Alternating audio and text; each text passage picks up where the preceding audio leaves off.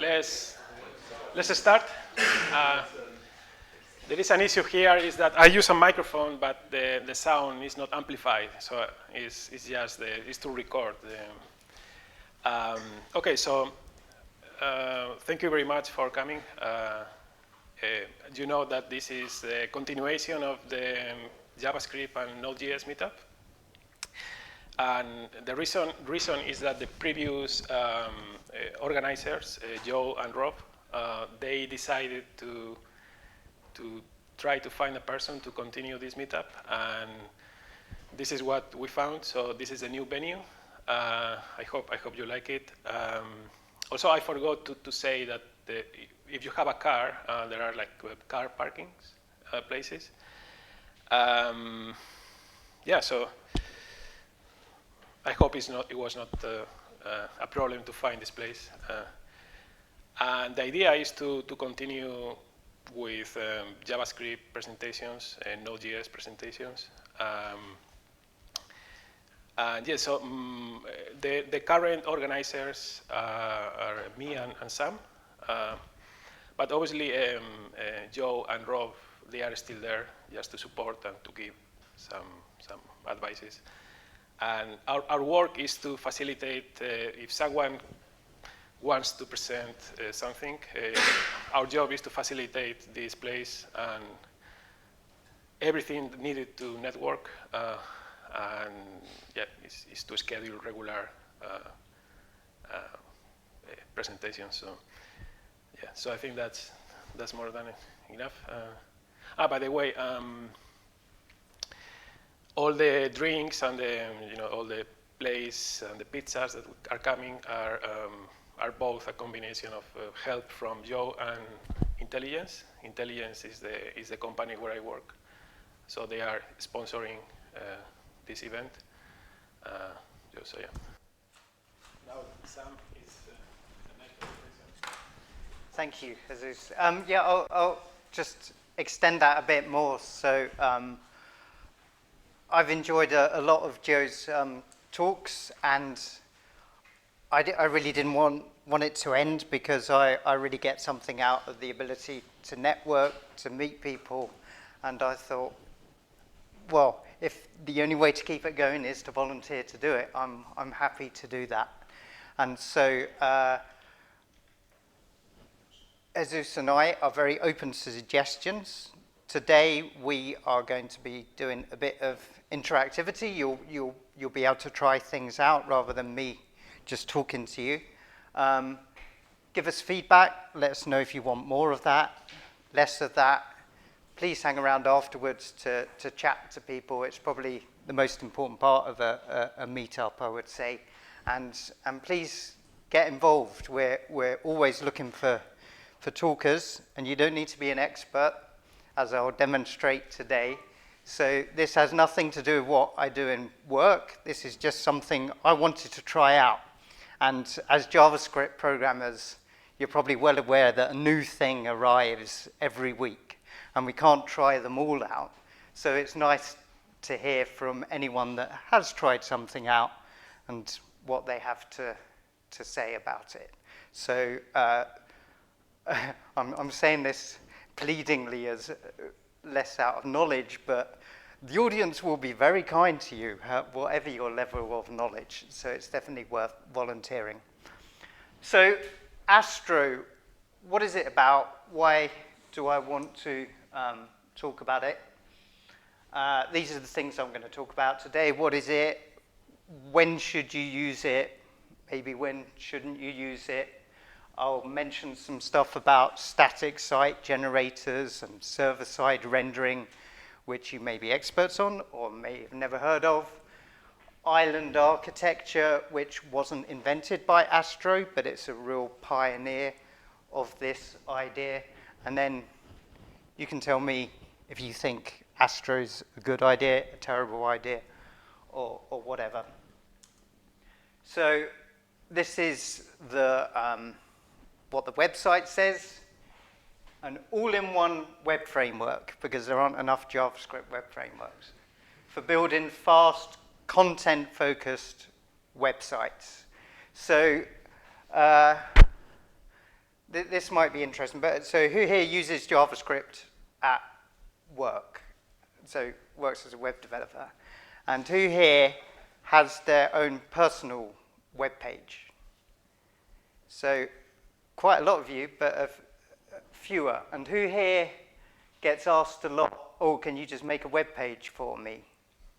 Yeah, a few of you. And you might be put off by that. And so it's like I've been working in web development now for 5 years, and I keep saying, oh, I need to sort out my web page because I haven't done that. And it used to be easy 10 years ago. You'd write some HTML, drag it into an FTP site, and it would be there. And now, making web pages seems to be really difficult. It's like it requires a team of 100 people, DevOps people, and it's like, oh, are you going to do this with Amazon Web Services and what have you? So I wanted to find an easy way to make web pages, and there were several ideas. There's Gatsby, Jekyll, things like this, and Astro's a fairly new one, which has been talked about a lot. So I looked into this. So it's content focused. So it's another one of these static site generating things. There are ones that do it, but it brings some other things as well. Is this too small to see? Can you just about see the text? Okay, so it's component based. So if you've used React or something like that, you'll understand why components are good. You can build up something more complicated from smaller bits, and the syntax of Astro will look familiar, but and it's server first. So that doesn't mean that you have to necessarily have a running server. There's a development server that you program in JavaScript, possibly even using React if you want to, or just making Astro components, and then it generates a load of HTML that then you can put onto a web page. And so it's static stuff, which by default has no JavaScript in it. And the advantage of that is that if you make a web page out of React, then what happens is the JavaScript's downloaded by the user, and then the JavaScript runs and builds the web page. And that's a slow process that means that you get bad search engine optimization points. So by using static sites, it just downloads a few kilobytes of HTML, and it doesn't need to be built. It doesn't need any JavaScript to run. It's there. So you get very fast load times. It's TypeScript first for those that care about that kind of thing. You can opt out. And it's customizable with all your favorite things like Tailwind, extended Markdown documents. And it's framework agnostic. So if you're like, I really know React, I don't want to learn something else, you can use that within Astro. But if you're into Solid or Svelte or something else, whatever, you can probably use it. It's backed by Vite, which is a build tool that if you've used, is a really good way to get projects started. You don't have to understand Vite to use Astro, but if you're using a weird language like I do, like Elm, you know that you can build things with Vite. So it's probably compatible with whatever framework you want. And it's about multi-page applications as opposed to what's been trendy for several years, single-page applications. So a single-page application, really good use of that would be something like Google Maps, where it really makes sense, where it's about interactivity, and you don't want to navigate to new pages. It's about getting the user to do things and change what's visible on the page. Whereas this is about, I want to load a new page. I want to load page 2 of my blog. I want to go to another site in my shopping app. It's easy to deploy using certain technologies. So you should use it if your site's content rich. Now, I've failed to get a good definition of content when I've discussed this with people, but a typical example is like a blog page. So you just got lots of text. But I would say something like a shopping app where you got a catalog of goods would be that. But data is content as well. And if the structure of your data is not changing very much, and you want to build lots of things based on this data, and it doesn't change on an hourly basis, but you've got lots of definitions, you want to build pretty websites from horrible JSON, then this might be a good way to do it. And if search engine optimization matters to you, it's a good one. And if you don't have a lot of interactivity, it's definitely a good idea. If you wanted it to support React and Svelte, it's very hard to get an app to do that. This makes it pretty easy. Don't know what the use case might be about that. If you're not a very authoritative manager and you just can't get that difficult senior developer to switch to React, then maybe this is the one for you. And if we spoke about what multi-page sites are, then this could be the right one. And if you've got like a REST definition that already exists, or GraphQL API, or even a third-party one that you want to interact with, so you've got the data available, you want to turn it into, come in, please. Yeah, there's JavaScript meetup. Right, so how do you use it? So in a minute you'll have a go. It's just this npm create Astro at latest. We'll get something going for you, and I'll show you what it does and what it will look like when you do that. So if you run that npm command, then you'll end up with a template blog page like this. So we've got 3 pages, a home page, a blog page, which has several blogs in it, and there was one other page, which is just an about page. So I've got this index page, which lists all of them, and I can go through to the first post, and the first post is set out like that. And if I show you what the code looks like for that, so it generates a few things. Here are the 3 pages that we saw. The index page is the main home page, the about page that we didn't look at, and then we have a folder blog, which has the index page that lists all the blogs, and a page for the actual blog. And that fancy stuff is saying generate the URL from that using magic. So, and what I like is, why it's particularly magic, is that all we need to do to get this to work is we have this folder with lots of markdown files in, like this one here. There's no code there whatsoever. So if I want to add another blog, I just create another markdown page, put it into that folder in that content thing, and it will generate, what's particularly good is not only will it generate the page for that blog post, but it will update the index as well, so it will be added into there. Notice that this isn't quite just markdown. We've got something at the top. This section at the top is called front matter. And we got a title and a string, which is what our post is about, and then descriptions, publishing date. And what's quite good about this, if you're into type safety, is that we have a config here where we can define a blog, and we say that the title must be a string and that the published date must be a date. And this is using some program called Zig. And I could demonstrate that if I go to this first post and I don't know, if I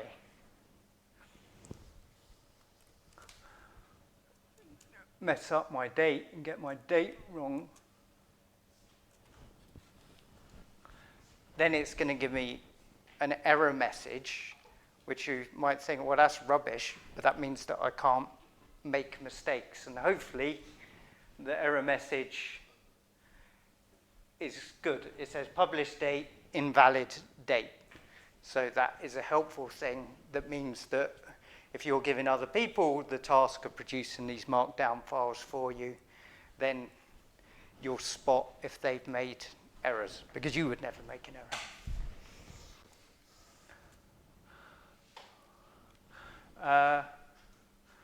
What else is worth looking at here? We have a TypeScript config, and there's, I'm looking at the wrong repo, which is not a good idea.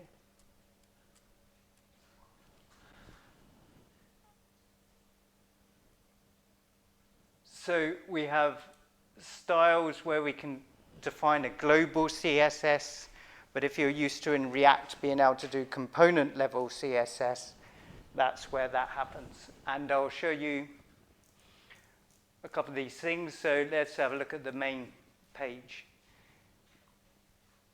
So we are importing components like base head and header, which do the title of the things at the top, and a footer, which is the bit that says copyright whoever's doing it. And if you've done HTML, this will look familiar, but you'll also notice that we're referring to those components. And those components are imported from like the components file. So let's have a look at the footer, because that will be easy to understand. So you can see that we got some an SVG image in there, and this is basically just HTML, but you pass in, that one doesn't have any props, but some of them you pass in some properties that you want to use on this one. And as I said, you then define your style within there if you want to do that. So I've spoken enough. So what I would like us to try and do, where's my presentation gone? Did I shut it? Oh no, it's a web page, isn't it?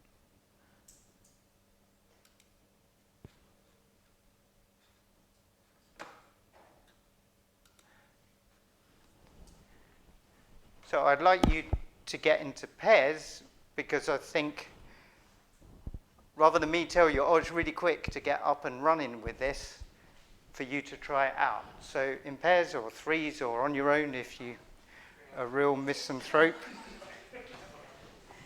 If you're used to NPM and you've got all that installed, then I recommend that you do that.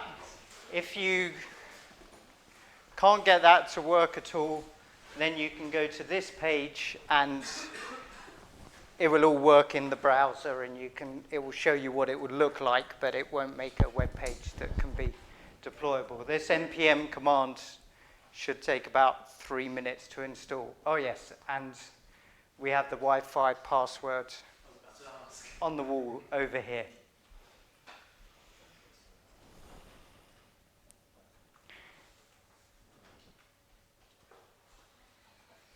Is it clear what people need to do? So you're going to run that command, work with someone, particularly if you haven't got a computer with you. Try it out, see if you can make that web page that I showed there.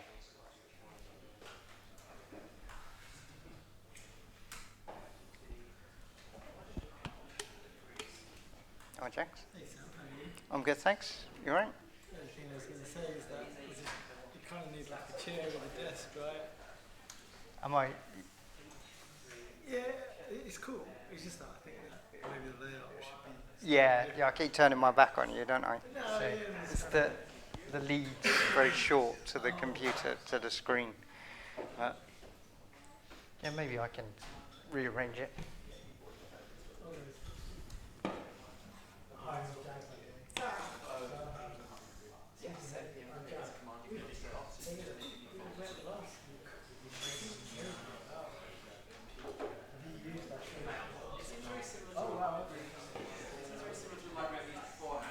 Yeah. Have you ever heard of Docusaurus?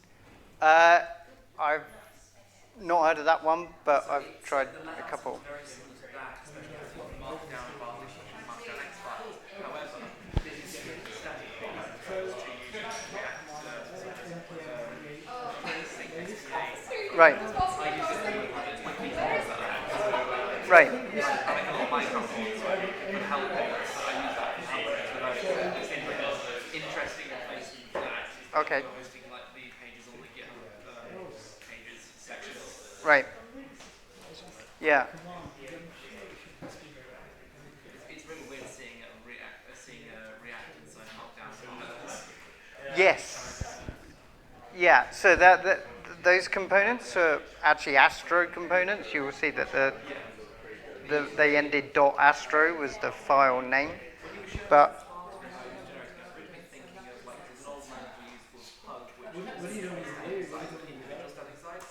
right.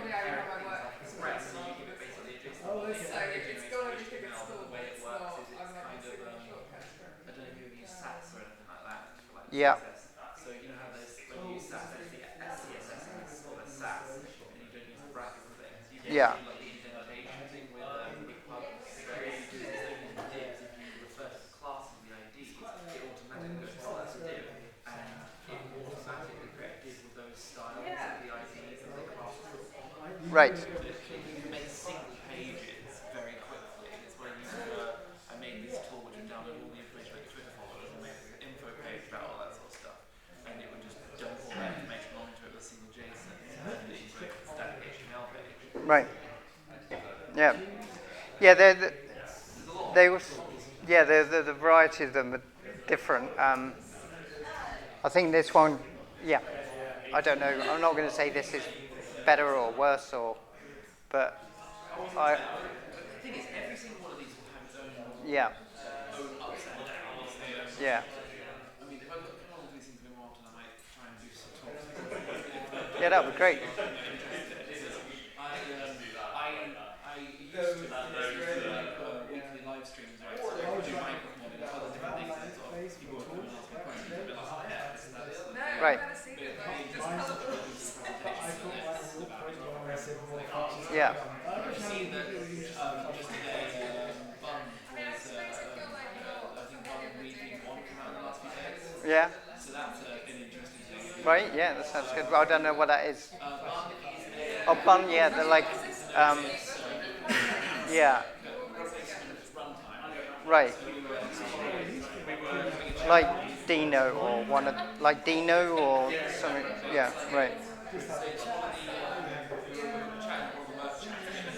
wonder if we could utilize any of that work, because we're kind of we're doing a lot of heavily data-driven programs using Yeah. JavaScript, which has no concept of types and runtime, which is really annoying. Yeah. Are you all right? Do you want to connect up with someone or? Pardon? I'm familiar with the concept. Right. Okay. Have you come across the island architecture, which it talks about? Yeah. Yeah. Yeah, I kind of like it. So I do Elm in my workplace, and I want to improve my React because everywhere that recruits wants React at the moment, even though Elm's a lot more difficult to do than React. But so I got to create some projects, but I don't want to do things that are pointless. So I want to work on some proper projects and like embed some React in there, and island architecture's good for that. Sorry, I'm Sam, by the way. Jem. Pleased to meet you. I'm just going to make sure no one's stuck with anything, or is it going all right? Anyone making any progress or needs information? I'm from Astro npm create, Okay. and now do we need to start it? So yeah, if you run npm start, npm start, right? Okay. then it should boot up and it will say the web page that you need to go to. Yeah.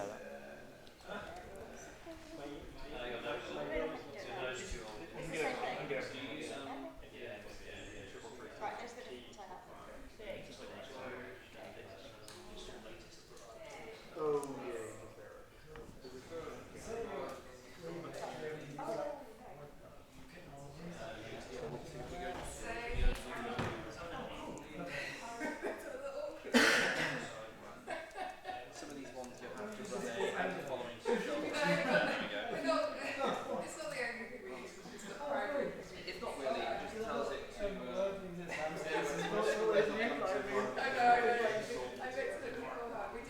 Oh, up and running. Nice.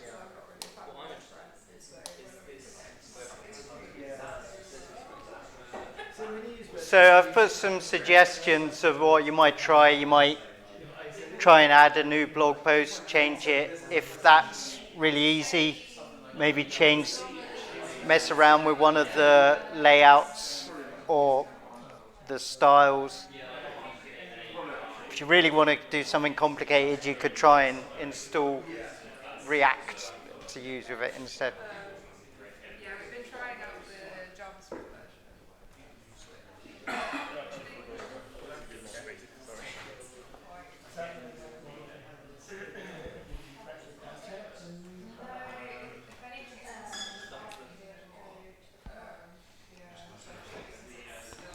Pardon? These guys are good.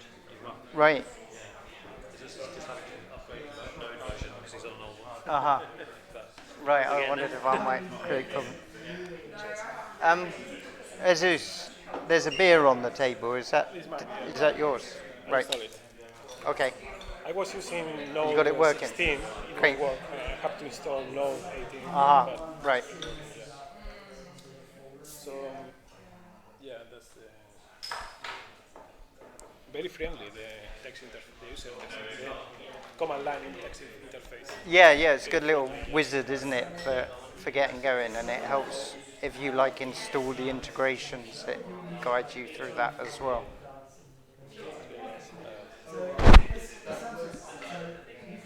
I was using exo.js. In my personal website, I'm using it. But it's not as good as the Right. Meteor. It's done in Node.js, JavaScript.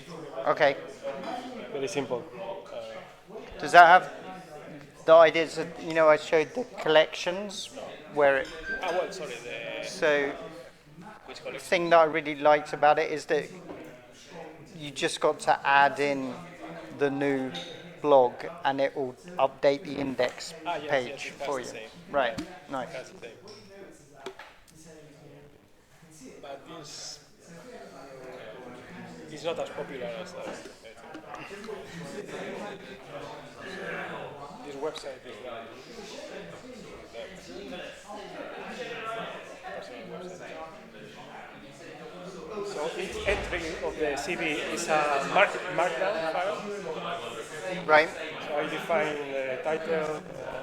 okay, right. But Have you come across this extended markdown where you can embed little components in there? yes, it has the same. Right, nice.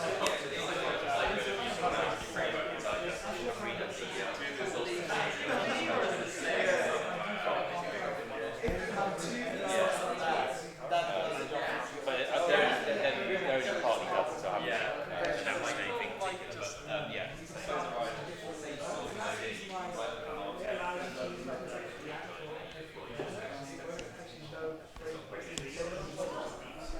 So, I mean, so if you've got this one, the next part, I don't know how far it's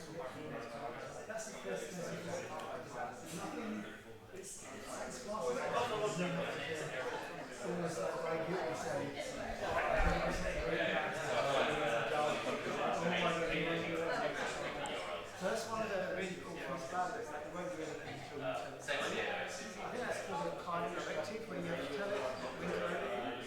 So the next part of it is, that's a little bit Astro did this a lot. So Astro's got this concept between the two components and how they talk to each other. So imagine a React application, you've got two components that can definitely talk to each other. In Astro you might not have that because Astro doesn't know where you might put this React component. So Astro's got this other layer above it. Now, I'm sure it's Astro that does this. It's called like a store concept, where you can start saying it's a central place. Here's some state for the whole app. One might be a React component, one might be a Stock component, one might be whatever component might be, an Astro component.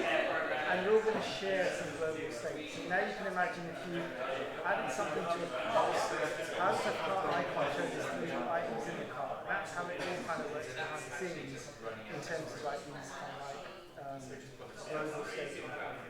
And I think that's where the concept of islands comes from, is because you can have these components any way you want, and they can work in isolation as far as you're concerned, but they can also interact together in a way. So you can build up my concept of islands, and I might be wrong here, is that you can compose lots of islands together to make a web page. But you've got to flexibility anywhere you can.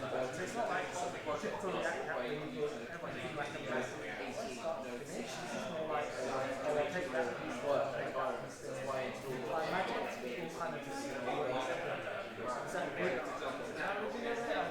Yeah. Yeah. You hit upon the state management, which is the difficult part of all of this. And they've just come out with some new stuff to do with page transitions. So one of the problems are using things where things are done on the server. Say you got a list of things and you want to filter down that list. If you're doing it using the server-side rendering, then it will reload the page and your screen will flash white, and which looks a bit rubbish. And that's the single page applications have always claimed, but we do the cool animation between the things. But there's a new browser directive called page transitions, which unfortunately only works in Chromium web pages at the moment. Like Safari is always behind, but they got some really good ideas where you go from, like, say you saw my index page with the different images for each blog, and you want to go to the particular blog, then it will animate taking the picture of the one you've clicked on, and that will move up to the top and grow to be large and have the text. And they got good demos on their site, on their tutorials, showing how to do one with like albums. So you have a list of albums and it shows each of the album covers, and you click on it and it grows up and a little disc comes out, and then the song list appears, which is quite good. But yeah, doing that kind of thing often involves sharing state across pages, which becomes really hard, and so they've come up with ways to make that work, I think. So they're going to try and make it work with everything now, and polyfill it so it works in older browsers too. So they make it at the moment. I haven't looked what it does in Safari, but it doesn't just do nothing. It handles it so that it does something at least. But yeah, the island architecture means that you could have like mainly content, but then you could just put a little component in there, and it can just render on the server. So it runs the React thing as if the browser was on server, and then downloads it as HTML. And then once it's there, it says, I want you to hydrate now, is the word they use, where then the JavaScript becomes active, and it becomes, you can then interact with it, and it will do whatever you want, but it doesn't mess up your search engine optimization or the time to first paint, I think it is, which is what Google's interested in. So, but also users, and it's really annoying when you've got things going around and you're trying to click on something and new adverts are appearing and pushing everything around. So. I guess it's going to happen later this week is Right. Yeah. Mm.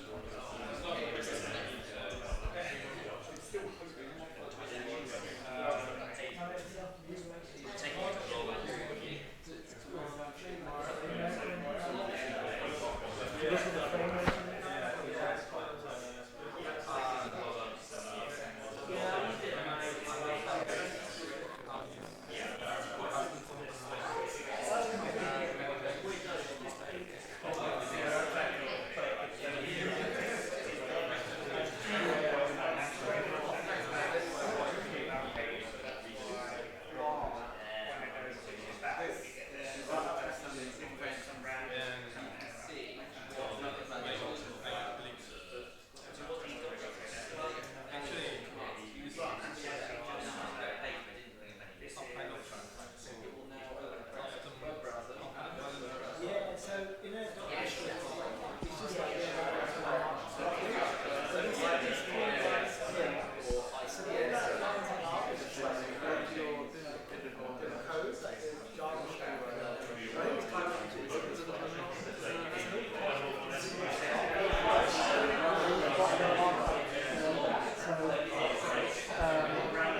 yeah, so that's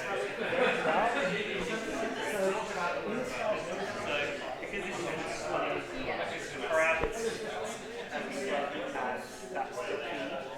So I'm pretty sure.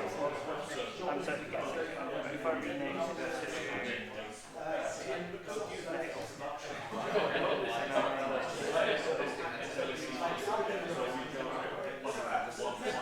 that's probably going to work.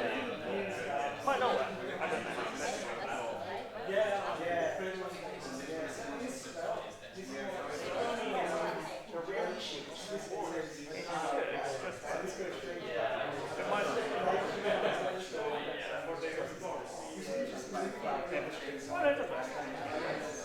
So, like, what it does is is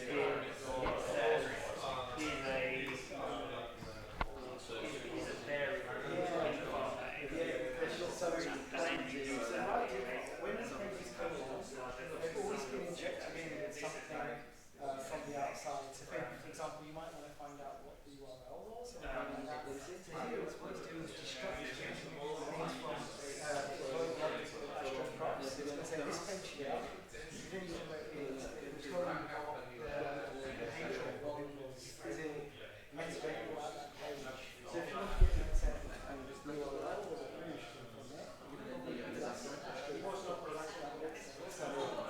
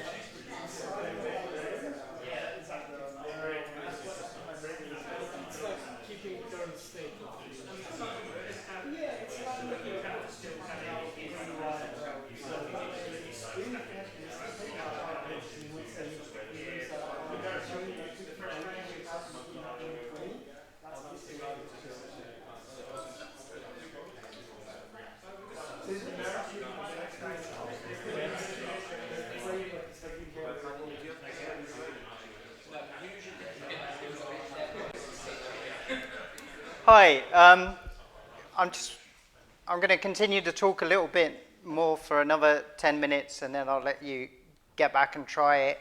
And but there are a couple more things that I wanted to mention.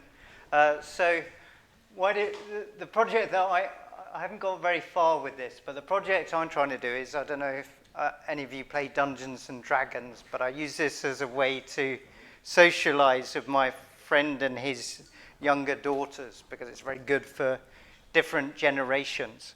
But I find it very tedious to keep looking up in the book for all the different spells and how many dice do I need to roll for them. So here, I've demonstrated that I could enter in all the information for each of the spells and get that information out, and then I can click through and get more information for it. And the way I would do that is in the content section. Instead of putting markdown things, I've got a folder called spells, and I put those two things there. And in the config, I define what the config of a spell is, and then I define the JSON structure for that spell. But you're thinking, I thought you said that this saves you work to do. And one of the cool things about Dungeons and Dragons is that they made a mistake. They didn't understand copyright, and they made it all available in a database and a web API, which now they want to backtrack on, now that they're very famous and releasing films, but they're stuck with all the spells being available on their websites. And so what I've done is that, so there's spells collection, but then I could collect, this takes a bit of time to load because it's actually, I haven't built the thing, but so this then lists out every single spell that you've got. I've put a copy of the API onto here, and I can then build it, and you get an individual page for, animate dead, that sounds exciting. So it sorts out the route for that as well. But this would still be appropriate because they don't add to the spells at all, at least not on the free version. This is still appropriate to do as a static site generation thing. So I'm using API calls to the database, but when I run the Astro build command, it will build one web page for every single one of those spells, so 100 web pages that I can then, in the old way of thinking about it, FTP it to a site, and it's there as a fast site that could be accessed. So that's still static site generation, but using REST calls and JSON. But what if you wanted to get things that were changing on an hourly basis? Well, then it also has something called server-side rendering.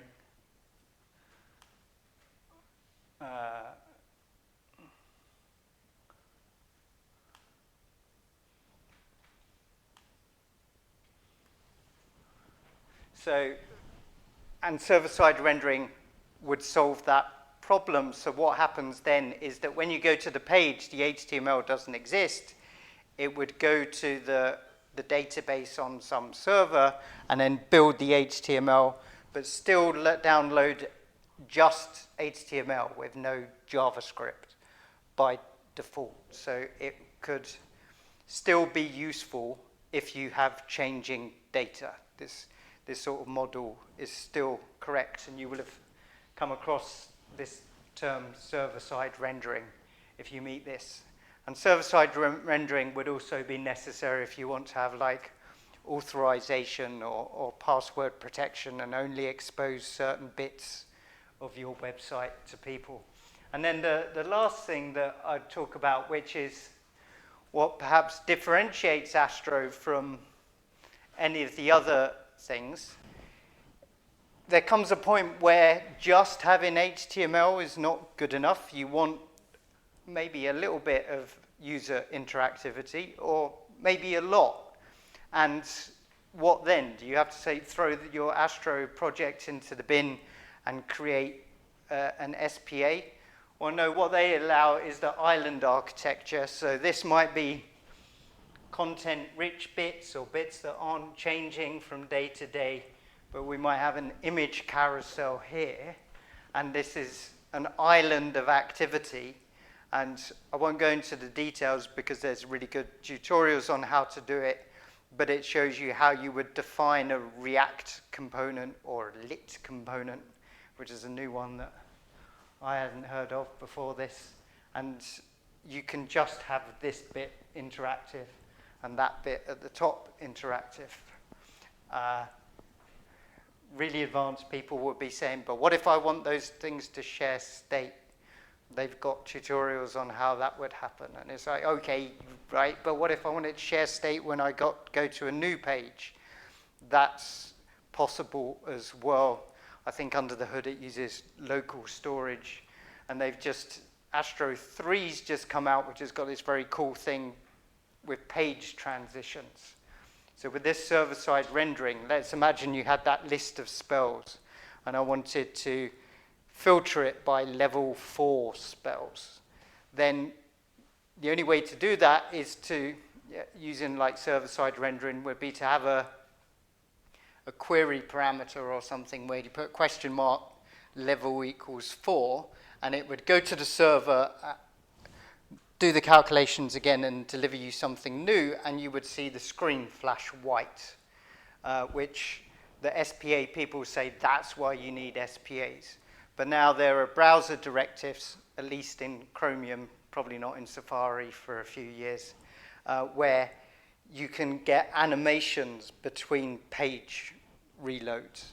And they got some very nice demos where they got a list of album covers, and as you click on one, that one grows to become the main hero image, and you get a list of the things there, and it looks like it's easy to do, but it has the feel of an SPA with the ease of doing this kind of thing. I've got some links here. I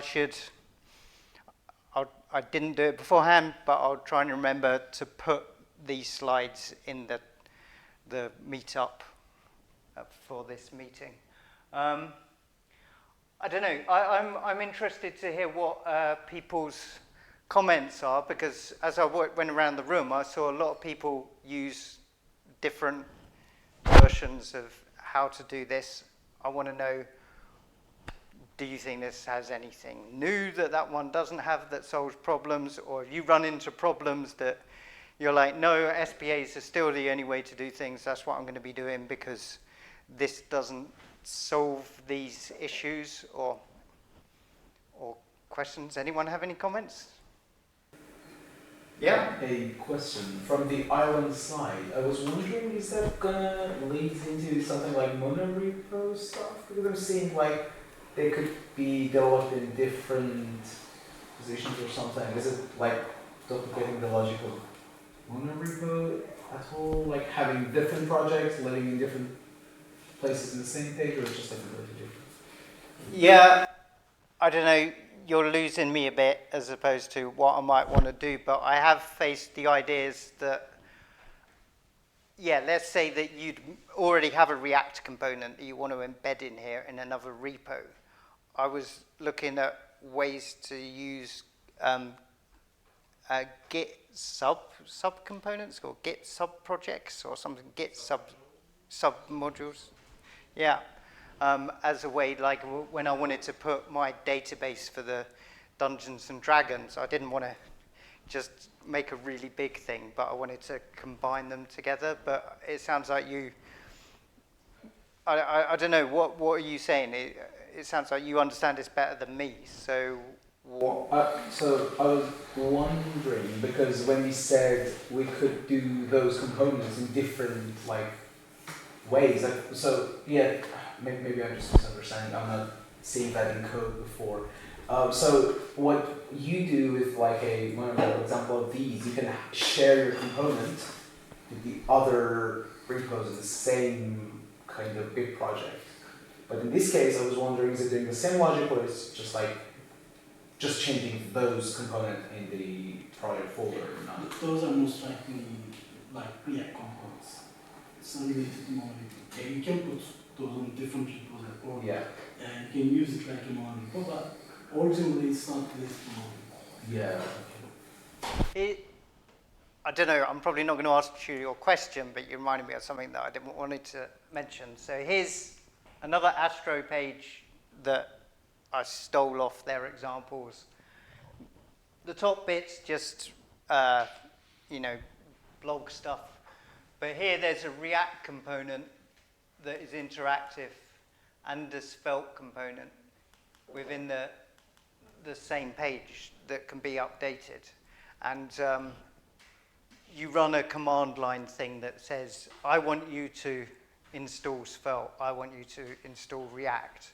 And then you write your React components and Svelte components within your component folder that you already have, and you just put them there, and then you can import them and embed them in your layouts that you had already. So you would just use it like, it's as if Astro was React, you can embed that, but it's also as if it was Svelte. You can just import it and put it, mix them together. There's a reason why Svelte might be better than React for this from my reading. So let's say you go to a page that has a React component. Well, for React, this has to have the whole of the React runtime present, which it downloads it on this page. If you then go to another page or come back to this one, then it will have cached it, so it doesn't have to download that each time. And it's, we're talking like half a second or 1 second to download this, but the Svelte people say, oh yeah, well Svelte doesn't have to download this runtime for this, it just changes the bits of the DOM that it needs to. It doesn't use this shadow DOM, if you've come across that. So, and then the solid people say, well, yeah, they both got it wrong. But yeah, there's interesting things around that. But yeah, yes. So I don't know if I got the repo for that frameworks one up there.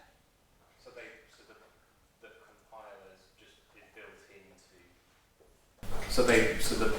The compilers just is built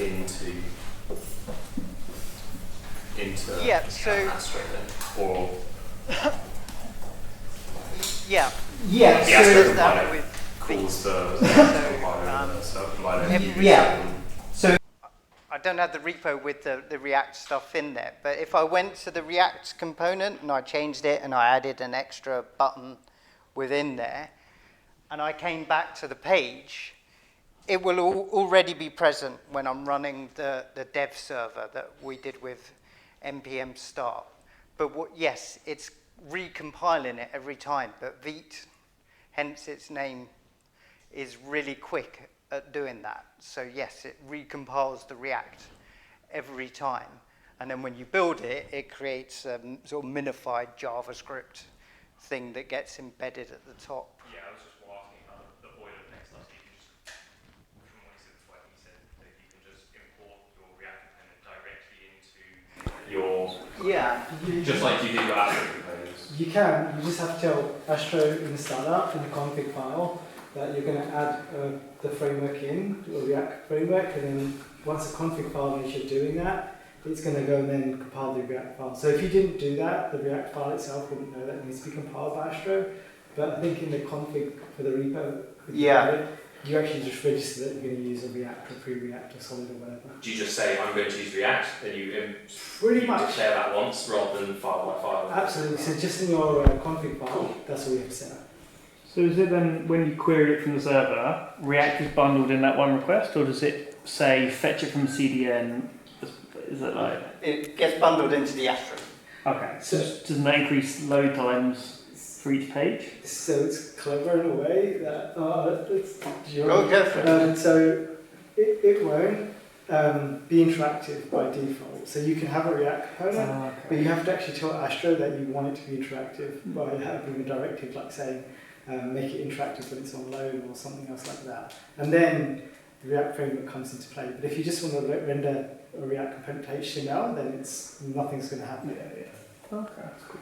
So yeah, when you could use React and still have a JavaScript-less page for your users. Why might you do that? So you saw I have this table of spells, and doing tables in HTML is really tedious, doing it by hand. And so you tend to get tools that take like a little JSON structure and then compose that into HTML. And I wanted to make it hard for myself and learn a bit about it, so I used Astro components. But I could have installed the React and get that to run it, and it would only run on the server, and it would download the HTML of that table.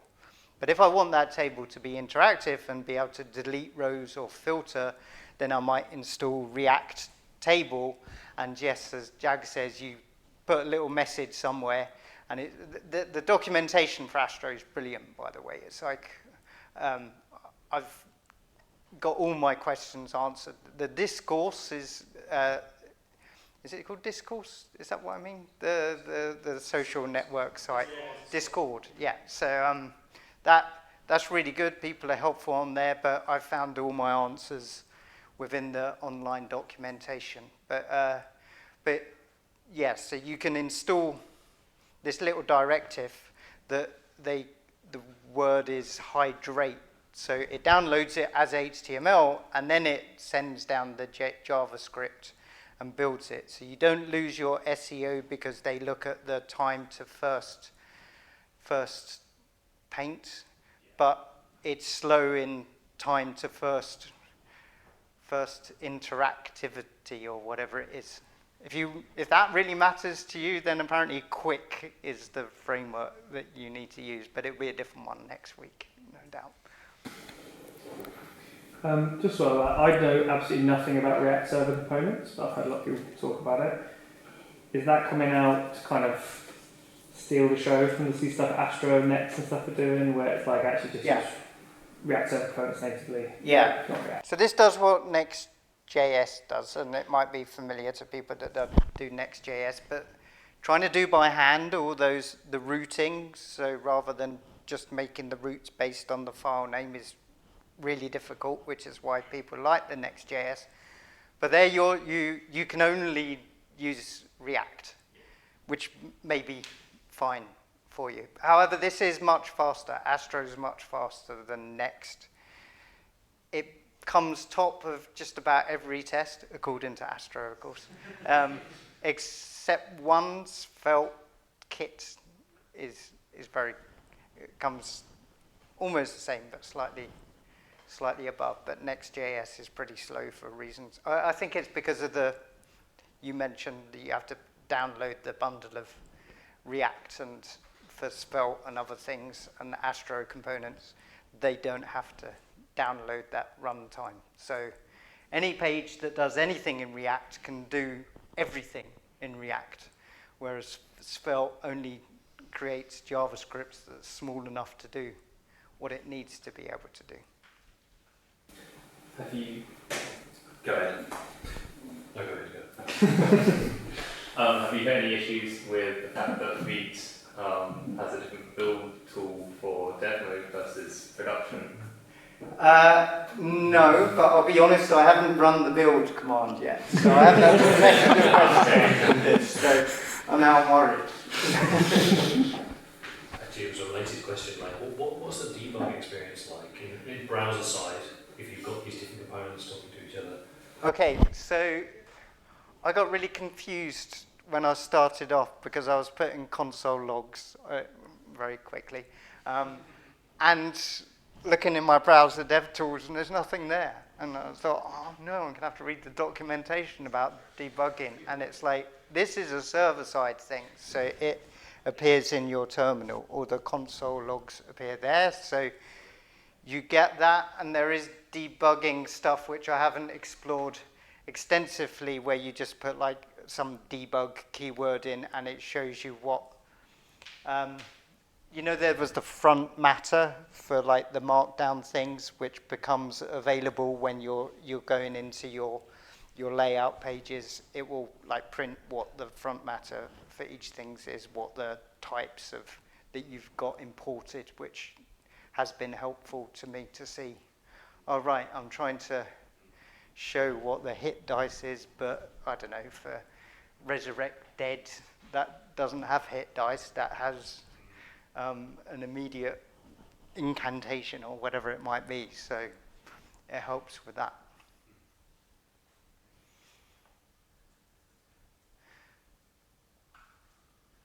Yeah. What's the migration experience, or do you have that documentation about that? If you say you have already a project and you could want to use that, do they recommend to start from scratch, or do they have like recommended path to transition from, say, I don't know, React SPA to this? They have an easy way to slowly migrate, or is it just throw everything out the window and start again?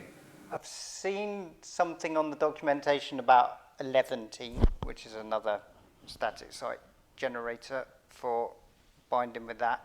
For the React, you could take your whole SPA and put it as an interactive island in a page with nothing else, and it would work. But why would you do that? If you're going to Astro, you're probably re-examining the way you've architectured your project, and you say, I only want these 2 components on this page and these two components on the next page, rather than all 50 on one page. So yeah, but you should be able to, like, if you've written your React in a very modular way, you should be able to take those individual components out and just put them in the component library here and run the command, and it'll work with no problems, obviously. I'd just say that if you're in a situation, architecture-wise, like, you have to ask yourself, are you content-driven? If you're not content and you're an SPA and you're just an application, don't use Astro. It's just primarily for content.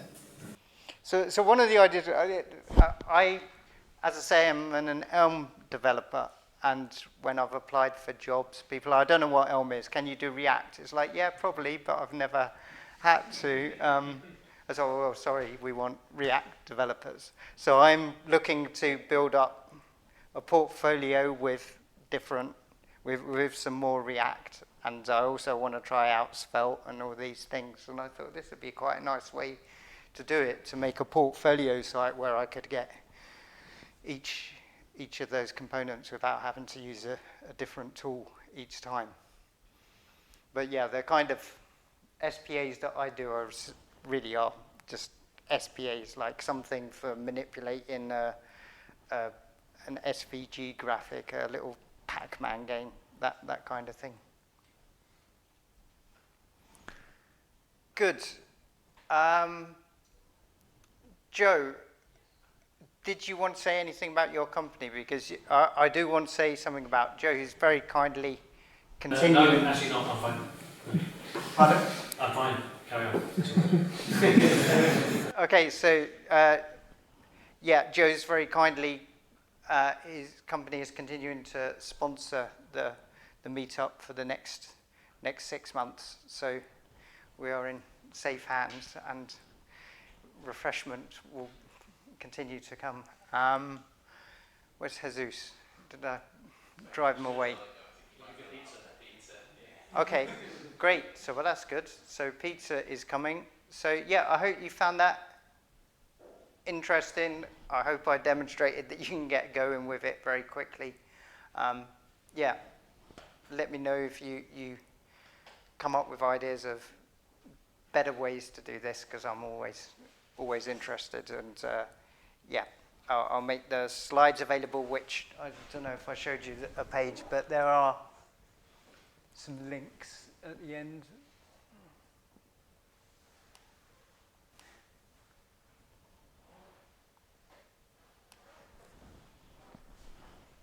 Yeah, so as I say, I've found all the documentation really helpful. if you do try it out, a lot of the demos are written in Astro version 1 or Astro version 2, and I've found that when I try and run those and I want to use content collections or transitions, then you can't do that, and you have to do some fixing to do that. If you run into that problem, then contact me on GitHub. I can help, but I'm sure the docs will do a better job of explaining it than I will. But yeah, hang around, chat to people, and thanks very much for coming.